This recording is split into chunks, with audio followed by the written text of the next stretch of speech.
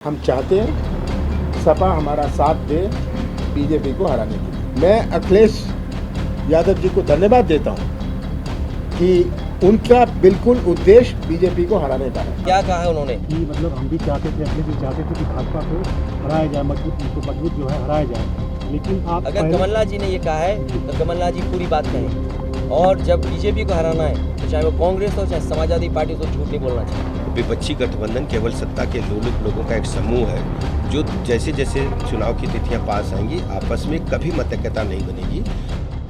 प्रधानमंत्री नरेंद्र मोदी के खिलाफ विपक्षी गठबंधन इंडिया एकजुट है और 2024 में भारतीय जनता पार्टी को सत्ता में आने से रोकने के लिए हर संभव कोशिश में है। लेकिन 5 राज्यों के विधानसभा चुनाव में इंडिया गठबंधन के घटक दल एक दूसरे के खिलाफ ताल भी ठोक रहे हैं। मध्य प्रदेश चुनाव को लेकर कांग्रेस के बिग बॉस वाले रवैये से अखिलेश यादव नाराज हैं। समाजवादी पार्टी ने अपने मन की बात कांग्रेस के सीनियर नेताओं को भी बता दी है।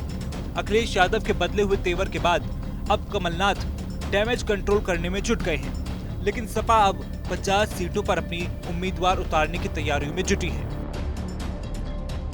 मध्य प्रदेश के पूर्व मुख्यमंत्री और पार्टी के प्रदेश अध्यक्ष कमलनाथ ने कहा कि अभी बातचीत जारी है। उन्होंने कहा कि अखिलेश यादव भी बीजेपी को हराना चाहते हैं और कांग्रेस का लक्ष्य भी यही है। कमलनाथ ने कहा कि इंडिया गठबंधन लोकसभा चुनावों के लिए बना है। एमपी में सीटों का बंटवारे को लेकर कांग्रेस और सपा के बीच महीने भर से बातचीत चल रही है, लेकिन नतीजा अब तक 0 रहा है। कांग्रेस ने एमपी में रविवार को 144 उम्मीदवारों की लिस्ट जारी कर दी। इनमें से कुछ ऐसी विधानसभा सीटें हैं जिन पर समाजवादी पार्टी का दावा था। हुई थी, हो रही है, और अंत में इंडिया का जो अलायंस है वो केंद्र लेवल पर है। ये केंद्र लेवल पर है, चर्चा चल रही है, केंद्र बात चल रही है। अगर हो गया ठीक है, नहीं हुआ पर उसका फोकस केंद्र के लोकसभा चुनाव पर है। देखिए, तरह तरह की बातचीत हुई उनसे। हम चाहते हैं सपा हमारा साथ दे बीजेपी को हराने के लिए, और इसमें उनकी भी ये दिलचस्पी है। मैं अखिलेश यादव जी को धन्यवाद देता हूं कि उनका बिल्कुल उद्देश्य बीजेपी को हराने का है।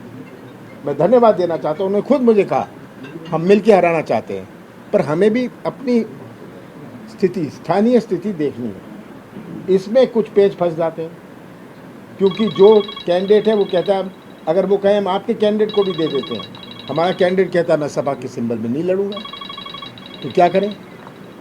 तो ऐसी कुछ बातें आ जाती हैं। ये प्रैक्टिकल बातें हैं, ये सब प्रैक्टिकल बातें होती हैं। लेकिन अखिलेश यादव चाहते हैं कि इन सीटों पर उनकी पार्टी के नेता चुनाव लड़ें। कांग्रेस की लिस्ट आने के बाद रविवार को ही समाजवादी पार्टी ने भी 9 उम्मीदवारों की लिस्ट जारी कर दी, जिसमें 4 सीटें ऐसी हैं जिनमें सपा और कांग्रेस दोनों ही प्रत्याशी उतार रखे हैं। उनमें भांडेर, राजनगर, बिजावर और कटंगी सीट शामिल है। इस तरह से सपा और कांग्रेस एक साथ मिलकर चुनाव लड़ने के बजाय इन सीटों पर एक दूसरे से 2-2 हाथ करते हुए नजर आएंगे। इतना ही नहीं, सपा ने मध्य प्रदेश में पूरे दमखम के साथ चुनावी रण में उतरने की स्ट्रेटेजी बनाई है। देखिए सुनिए, ये बात भी कांग्रेस के मुंह से अच्छी नहीं लगती। सर यूपी में बदला लेंगे उसका? नहीं, बदला बदली बात मत करो, बदले बात मत। देखिए क्या कहा है उन्होंने कि मतलब हम भी चाहते थे, अखिलेश जी चाहते थे कि भाजपा को हराया जाए, मजबूत जो है हराया जाए। लेकिन आप अगर कमलनाथ जी ने ये कहा है तो कमलनाथ जी पूरी बात कहें, और जब बीजेपी को हराना है तो चाहे वो कांग्रेस हो चाहे समाजवादी पार्टी, उसको झूठ नहीं बोलना चाहिए। उधर एमपी में कांग्रेस और समाजवादी पार्टी के बीच सीट शेयरिंग को लेकर हो रही माथापच्ची पर यूपी के डिप्टी सीएम ब्रजेश पाठक ने निशाना साधा है। डिप्टी सीएम ने कहा है कि विपक्षी गठबंधन उन लोगों का एक समूह है जिन्हें सत्ता की भूख है। जैसे जैसे चुनाव नजदीक आएंगे, कभी मध्यस्थता नहीं बनेगी, कोई समझौता नहीं होगा।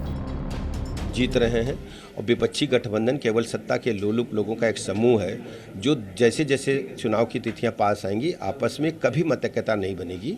ये केवल कुर्सी के भूखे लोगों का एक समूह है। हालांकि मध्य प्रदेश के 2 दिन के दौरे में अखिलेश यादव ने कांग्रेस के खिलाफ एक शब्द नहीं बोला। उन्हें उम्मीद ही नहीं बल्कि पूरा भरोसा था कि कांग्रेस और समाजवादी पार्टी के बीच चुनावी तालमेल हो जाएगा। लेकिन अब खबर आ रही है कि अखिलेश यादव एमपी में कम से कम 50 सीटों पर चुनाव लड़ सकते हैं।